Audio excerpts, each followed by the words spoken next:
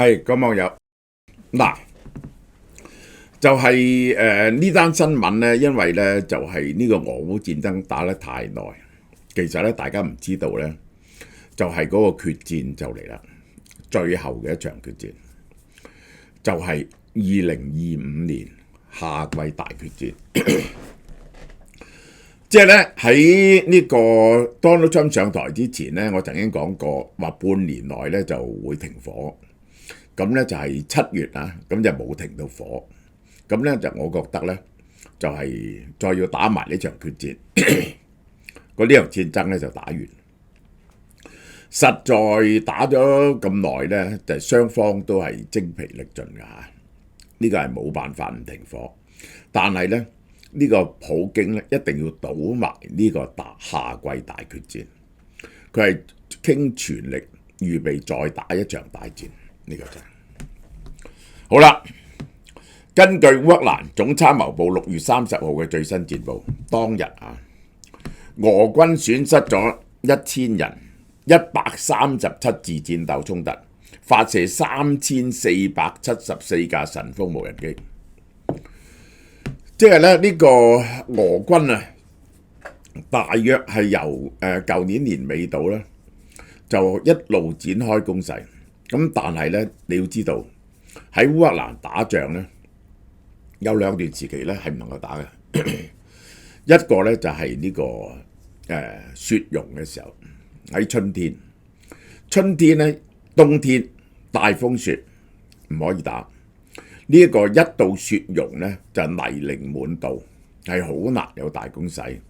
而家過咗啦，開始乾啦，就發動大攻勢。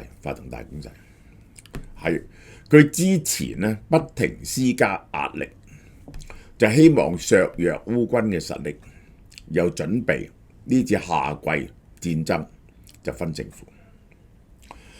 俄軍過去一個禮拜下，佢哋不停喺前邊佔領多啲土地，佔領咗36平方英里嘅烏克蘭領土，1.5個 Manhattan。如果用呢個速度咧，都係要打多50年都打唔完啦。較上個禮拜嘅64平方英里咧係少咗嘅，但係你唔好開心住，佢而家係儲緊力作歷史上最大嘅攻擊，最後嘅一個攻擊。而家烏克蘭咧面對咧俄軍咧係有695000人喺佢嘅領土作戰，可以話俾你聽，俄國喺其他地方全部擺空城計，因為知道你哋唔敢打佢嘛。全部可以打仗嘅軍隊喺晒度啦，俄軍總共100零萬人嚇。咁就係陸軍咧，就係110萬人到，已經係集中晒喺烏克蘭。另外有52000俄軍試圖喺蘇米地區建立一個新嘅戰線，因為咧佢人多嗰陣時咧，即係佢嘅兵力多啊。烏克蘭嘅兵力咧就有100萬人嘅，但喺前線可以用嘅咧至多30-40萬人，你要咁講。咁佢咧就想擴充嗰個戰略面，等你要分散啲兵力。呢個普京喺NATO峰會嗰陣時繼續地面戰爭，每日發動200次攻擊。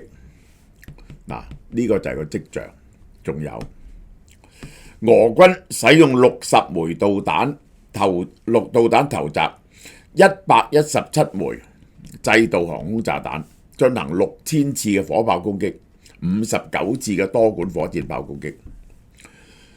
烏軍成功擊毀俄軍4架坦克、7架裝甲車、29架火炮系統。嗱，呢個咧烏軍咧做呢啲嘢，3架直升機、172架無人機。烏克蘭就用幾千架無人機。烏克蘭咧嗰啲神風式無人機係阻擋俄軍嘅大規模攻勢。而家咧烏軍咧一年咧係生產200-300萬架無人機。喺200-300萬架自殺式無人機啊，神風式無人機之下咧，你好難進攻啊。咁但係咧，俄軍嘅策略咧就係用電子干擾，令到你嗰啲無人機咧唔 work。如果唔係咧，你係冇辦法進攻嘅。烏軍而家最新嘅策略咧係用啲好幼嘅光纖連住嗰個無人機。呢個咧係1-2里內咧係冇問題嘅，1-2公里內咧係冇問題嘅。只要1-2公里內徹底掌握到架無人機嘅襲擊，人哋干擾唔到咧，俄軍就極難推進。烏克蘭司令官西爾斯基宣布將會繼續加強對俄羅斯境內軍事目標嘅打擊。呢個就係嗰個蜘蛛網1.0、2.0之後嘅持續行動。佢嘅方法咧就係重心，因為咧你將重兵調晒喺前邊，佢咧就重心攻擊你入邊嗰啲供應點，令到你嗰個戰略力量咧就削弱，唔能夠調咁多嘢去前線。嗱，呢個2025年6月30號呢個態勢圖，嚇。佢呢一個今年5月底，烏軍就發出警告，俄軍咧其實咧真係預備發動夏季攻勢嚇。烏克蘭喺前線部隊咧越演越烈，前線戰場喺呢度，喺呢度嗰啲意圖增加攻勢1000公里，每月動員4萬到45000人參軍。烏克蘭咧就25000到27000人，佢而家咧係集中咗，估計有12萬嘅後備軍，係預備發動最後呢波嘅攻勢。可以話俾你聽，打完呢一波之後咧，俄羅斯再冇力量攻擊，但係烏克蘭就要頂住呢一波嘅攻勢。呢個就係個 turning point， 而家就係個 turning point。3個月內只係得2個結果。一個就係俄羅斯佔領晒呢4個州，然後咧就烏克蘭咧就同意唔加入呢個北約，然後咧設立緩衝區，咁咧就停戰。呢個就係還是係喺而家呢一度停戰烏克蘭咧就容許烏克蘭咧就爭取到準呢嗰個英國、法國嗰啲軍隊進駐烏克蘭作為安全嘅保障，個分別就係咁多啫。好啦，烏克蘭嘅問題佢有幾多援助呢？歐洲盟友承諾2025年今年提供350億美金嚇。呢個 NATO 咧舊年提供500億美金。NATO 係包括咗呢一個加拿大同埋呢一個美國啊嘛。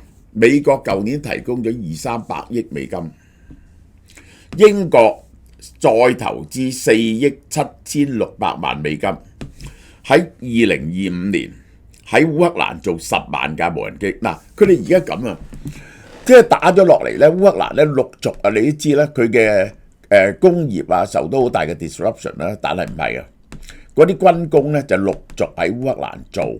本地製造咧係平好多嘅，當然比運過嚟平好多啦。係舊年無人機援助嘅10倍嚇。澤連斯基證實6月4號美國將原本俾烏克蘭嘅2萬枚反無人機火箭俾咗中東美軍，因為驚伊朗打。咁呢個係真嘅，唔係話佢特別想害烏克蘭嘅。好啦。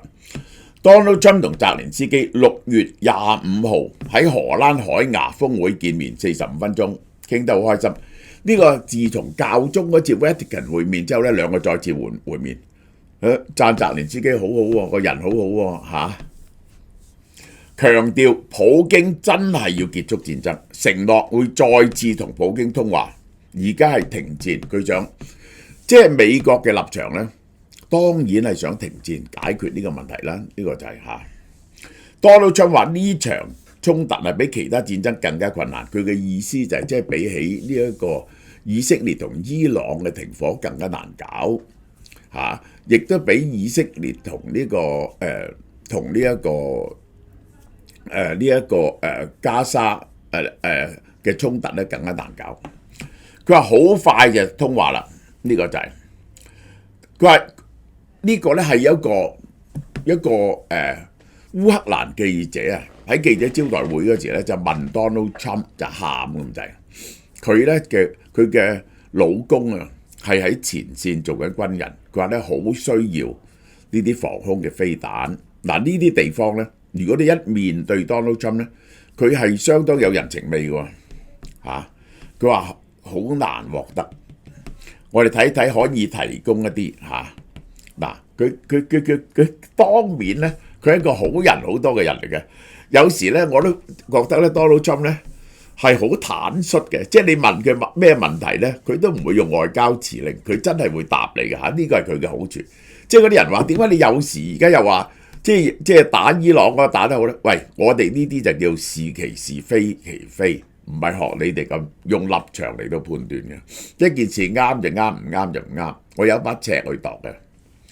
澤連斯基咧話：如果美國唔肯提供愛國者飛彈，烏克蘭想同佢買，美國會買，烏克蘭會買美國嘅防空系統，因為咧歐盟國家俾好多錢佢。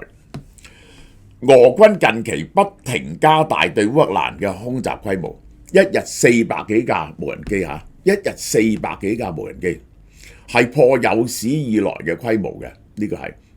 同埋60幾個飛彈嘅襲擊嘅，澤連斯基急需愛國者嚟到攔截呢啲飛彈。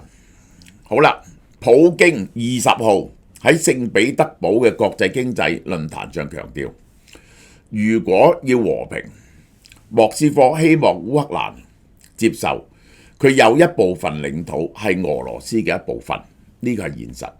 嗱，佢曾經講過，佢認為咧烏克蘭咧唔係一個真正嘅國家，但係佢話我而家唔會侵犯烏克蘭嘅整體主權，即係佢唔會吞併整個烏克蘭。我而家唔係想吞併整個烏克蘭，但係烏克蘭嘅有一部分領土咧，一定要成為俄羅斯嘅領土。第二，烏克蘭咧就一定要中立，因為咧1991年嗰陣時咧，你哋係承諾咗中立嘅嚇。普京話：俄羅斯並不否認烏克蘭嘅獨立同主權嘅追求，要攞成個烏克蘭咧已經係冇可能。佢嘅意思係佢要攞一部分烏克蘭，而烏克蘭咧要變咗係佢同北約之間嘅緩衝地帶。烏克蘭喺1991年蘇聯解體宣告中立嘅喎，佢引用俄羅斯嘅諺語：俄羅斯士兵啊個靴踩過嘅土地就係我哋嘅。即係話咧，俄羅斯咧喺度打個仗死個人嘅地方咧，佢哋死都唔會退出。呢個咧就係呢個係荒謬嘅，佢哋退出咗好多好多嘅地方，暗示俄軍掌控嘅烏克蘭領土就係俄羅斯領土。俄軍已經喺蘇梅地方建立緩衝區，呢度咧就避免呢個烏軍喺第二度進入俄羅斯嘅領土。雖然冇話明確要佔領蘇梅區，但係唔排除如果必要時。好啦，德國軍方喺18個月制定新嘅戰略文件，話俄羅斯係生存嘅威脅，係德國生存嘅威脅。其實呢場仗打咗落嚟呢，就係俄羅斯呢就冇幾年啊，冇5年至7年呢，係恢復唔返佢常規戰力嘅軍備嘅。呢個係困難嘅，而歐洲正在全速武裝。歐洲嘅 GDP 係幾多啊？你知唔知啊？係21.2萬億美金，呢個歐洲。而呢一個加埋英國咧係接近25%，而俄羅斯咧唔夠，只係得而家跌到落去唔夠2萬億美金。大家個經濟力量動員起上嚟咧，佢係死梗嘅。歐洲咧總共有5億人，呢一個俄羅斯咧只係得1億3千萬人。認為莫斯科正係準備2020末同 NATO 進行大規模衝突，但係雙方嘅信任咧已經係冇晒。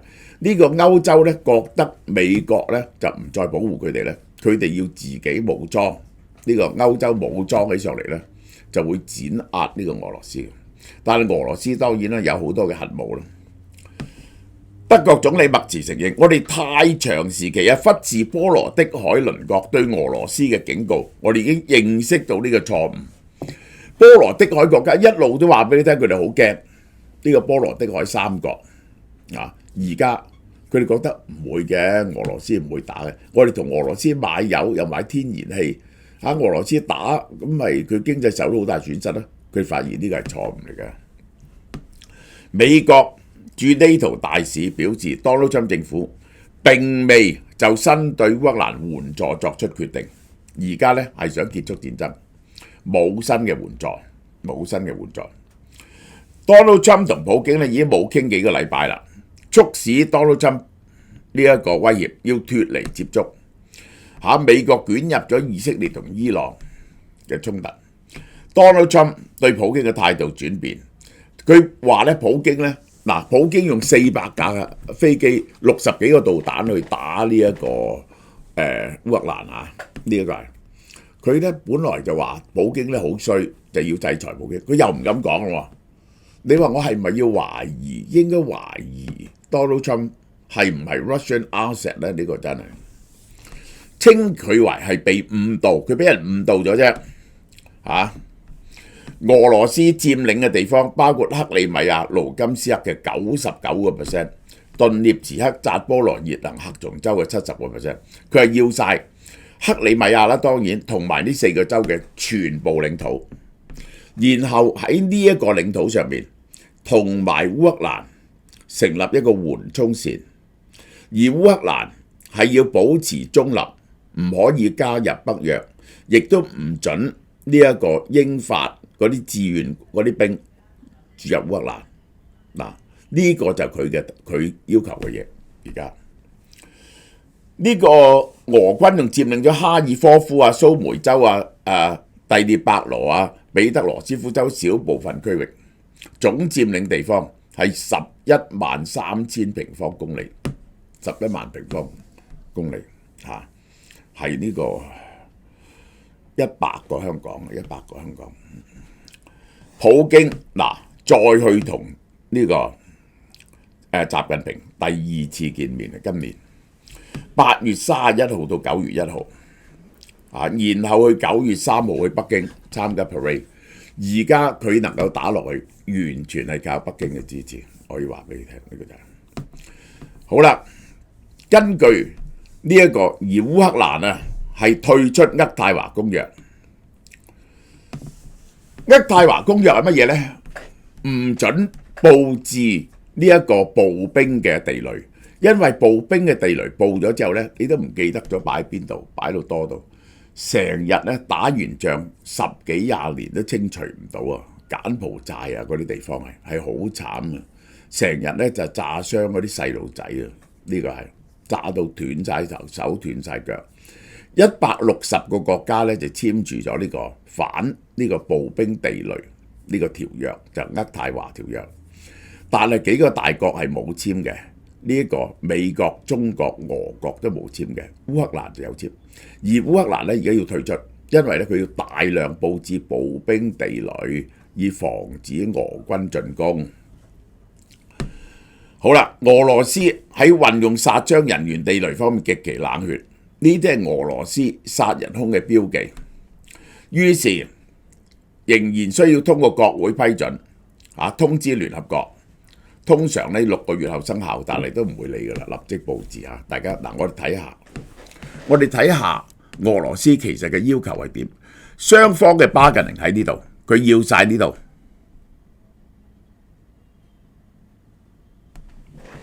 即係咧，佢要一部分咧，佢而家仲未佔領嘅地區，佢希望喺未來3個月咧佔領咗，變咗係咁。呢個第一點。第二點，烏克蘭不能加入北約。第三點，英國、法國佢哋話派軍隊，佢哋嘅計劃就咁。咁個最大嘅問題就係烏克蘭就係話，如果我俾咗呢啲地方你，喂，你將來又打我咁點呢？我唔加入北約，即係呢，其實呢，烏克蘭都願意係割呢一部分地方嘅，必要時係，但係呢，一定要安全有保障嘛。如果唔係打完又打咁啊，好大鑊咪終於將成個烏克蘭冇咗。佢哋就英國佢哋咧就話咧，我哋派幾萬軍隊住喺基輔，住喺呢度，我哋唔會住喺最前線，喺第聶伯河以西嘅地方嗰啲幾個要點，主要係防空嘅軍隊。於是呢個咧係一個人質嚟嘅，其實喺個 stick 喺度。如果俄羅斯進攻，因為有英國、法國嘅軍隊喺度，佢哋就被逼參戰。呢個俄羅斯咧唔能夠唔考慮呢樣嘢。而家拗死嘅3個問題，大家記住我講。第一，俄羅斯要攞呢個領土，而烏克蘭咧就只係肯就地停火，即係你而家未打到嘅地方咧，就喺呢度。嗱，2條線嘅分別，我畫俾大家睇下。冇人好似我講得咁清楚，我睇得到佢哋嘅 mind。呢個就係咁，烏克蘭就話咁，俄羅斯咧就話咁。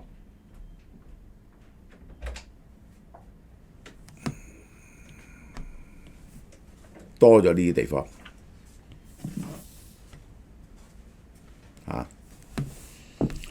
第二，要承諾唔加入北約。